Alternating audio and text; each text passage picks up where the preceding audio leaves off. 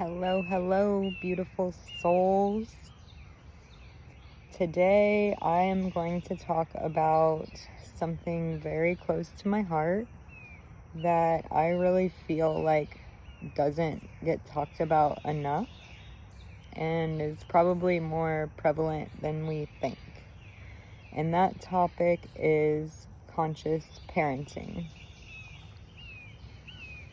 So I grew up in an authoritative parenting environment where, children were supposed to always obey their parents, which is a pretty good rule, a pretty good way of being, I guess.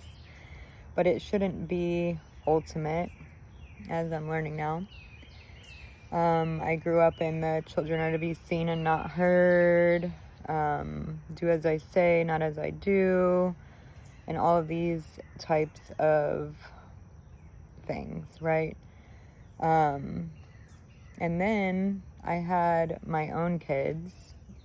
I was 25 whenever I had my first child. And, I thought then that the way I was parented, raised, was perfect and there was nothing wrong with it.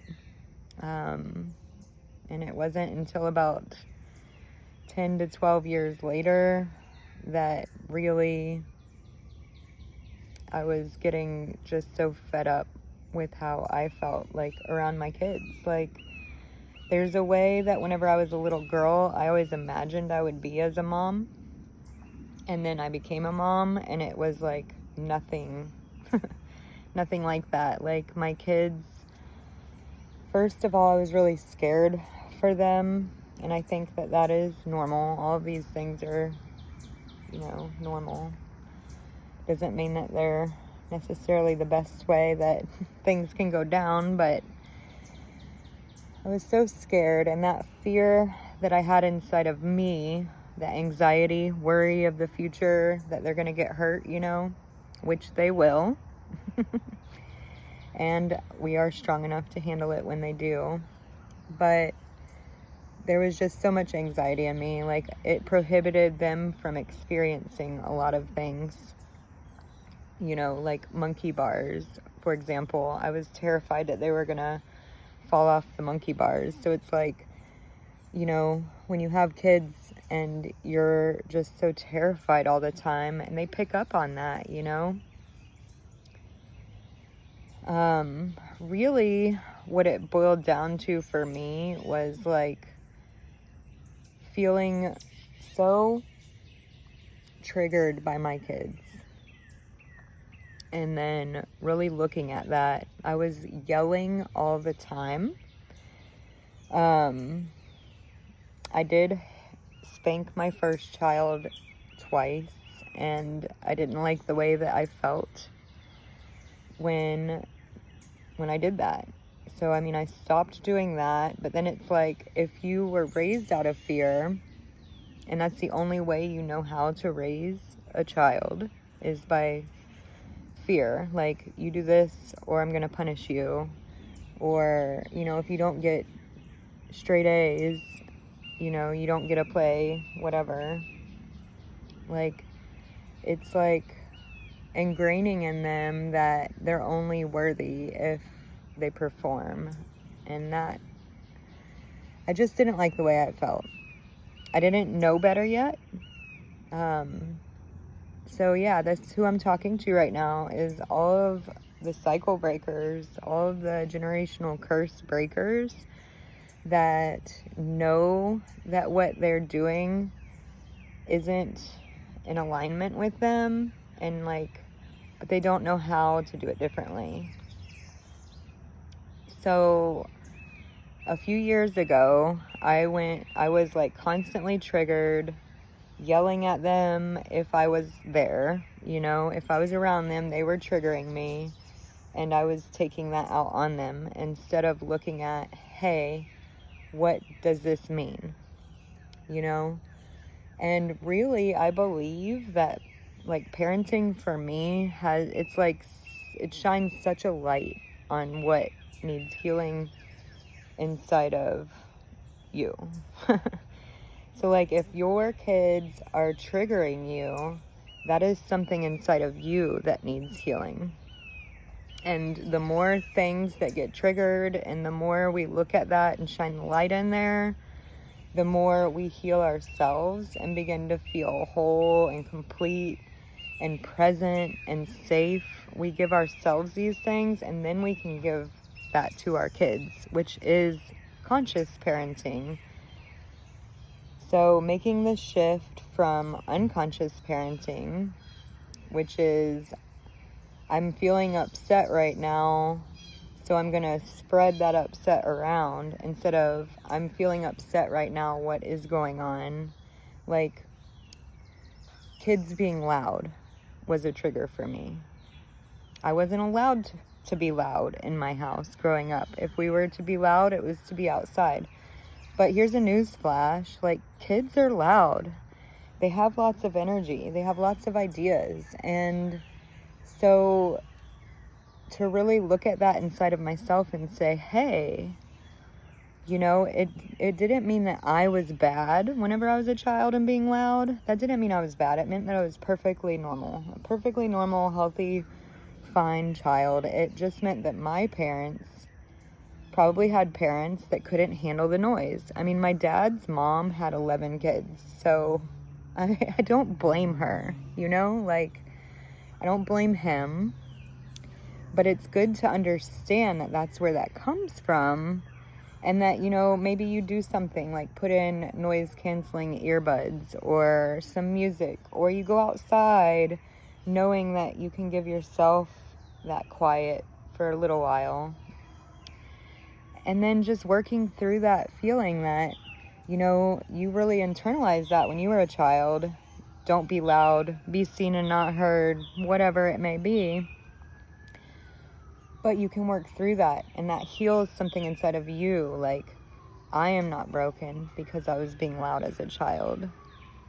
And then you're able to handle it. It's just like, it doesn't bother you anymore. Like, you don't get triggered by that thing. Don't worry. There will be more. I want to tell you a story. It's like my first little light bulb moment that I had. Of course, you know, whenever my first child was like 2 and I was, you know, still in the corporal punishment phase of my life. I'm glad that was just a short phase, but like, I realized that what I was doing wasn't what I wanted to be doing, but like, I wasn't there yet. It wasn't until he was about 11 or 12, sadly, but we're doing the best we can, right? It was shortly after COVID, and he had just started middle school, and so he was going to school at 9 in the morning, getting out at 4 in the afternoon, and he didn't have PE. This poor child, for his whole 6th grade year, did not have PE. So the rule in the house, that was also the rule in my house growing up, see the cycle here? We just do what we had done for us blindly without questioning it, right? The rule was, you cannot go play outside until your schoolwork's done. So keep in mind, he just went to school from 9 to 4, and then he gets home, and I'm like, you need to do more schoolwork before you can go outside. And then it was like the fall time too, so it was getting dark really early. And he questioned me, which was not allowed. Wasn't allowed in my house growing up, so wasn't going to be allowed in the house that my kids grew up in. He questioned me, and he said, you know, he explained, I've been in school all day. I really want to play outside before it gets dark, you know? And that moment, I was like, I don't know everything. I don't have the right answers for everything. Like, you know, the mindset I was operating from was like, I am the parent, he is the child, and I know better, and he doesn't know what's best for him, and I always know, and he cannot question me. And then he brought up this point, and it was just like, you know, from here to here, like, not saying that, you know, you need to be like best friends with your kids or always let them do what they want to do. Like, that's not what I'm saying. But I am saying, like, they are smart and they know what they need. And a lot of the times I feel like we're blocking that. My youngest likes taking a lot of baths. And, you know, it's not something that I would have probably allowed my oldest child to do at the same age. But now that I have this understanding that that's how he soothes, that's how he makes himself feel better, like, and he's an air sign too, so sitting in water is probably very therapeutic for him. And for me to say to him, no, don't take baths, you know, and then that sticks with him for however long until he realizes, hey, mom didn't actually know everything, right? Like, how often are we not listening to them and blocking their needs? And then that just continues through their life until they are older like me and realize, hey, you know, even though this was told to me to be wrong, it may not be wrong for me. Like, what is right, what is wrong, and who's to say, you know? So I let him play. I went back on my rule, which was something that if I say it, I mean it, you know? And I'm not turning back on it. Like, I'd rather be right than solve a conflict. Or so if you're in a place where you feel stuck, like you just don't know how to not be triggered around your kids, or you feel guilty for the way you've reacted in the past, I'm your girl. And I have all sorts of tools that I've learned over the last few years to help from reacting to responding, from being in a place of anxiety and depression to being fully present and alive with your kids. And let me tell you, the difference in my kids is night and day, and the difference in me is night and day. And when I first started out on this, like, I did not care about me. I just wanted the best for my kids. I really didn't want to hurt my kids. And I knew that the way that I was parenting was hurting them. The way that I was parented, it hurt sometimes. You know? It left me feeling broken, not whole, not complete, not worthy. You know, like, only loved if I performed, even though I know that that's not how it, like, I know my parents loved me, and I know that the way that they did the things that they did was because of what they knew, and they were doing the best that they could in the time. But at the same time, even though they were doing the best that they could, and they did love me, it still felt different. My experience, the way I experienced it, the way that my life ended up, you know, I ended up not feeling safe to talk. Like, do you want your kids to grow up and not feel like they have a voice? Do you want your kids to grow up and think that they're only lovable if they get straight A's? Do you want your kids to grow up and think that they can't speak up for themselves because you were like, you know? And it's hard work.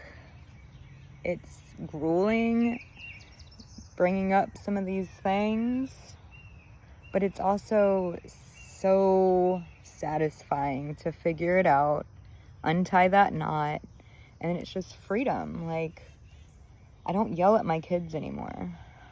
I didn't think that that was like, I thought that yelling was just something that happened, honestly. Like, that's just how people communicate.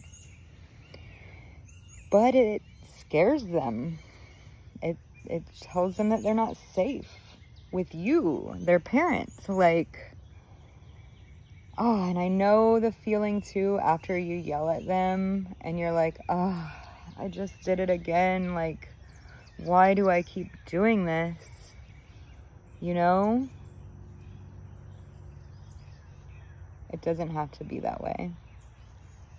If you're ready to turn this around, break that cycle, break that curse, and raise children who have a voice, who know their power. Children are brilliant, you know? We kind of like block all that brilliance. If you're ready, reach out. I'm here. Bye.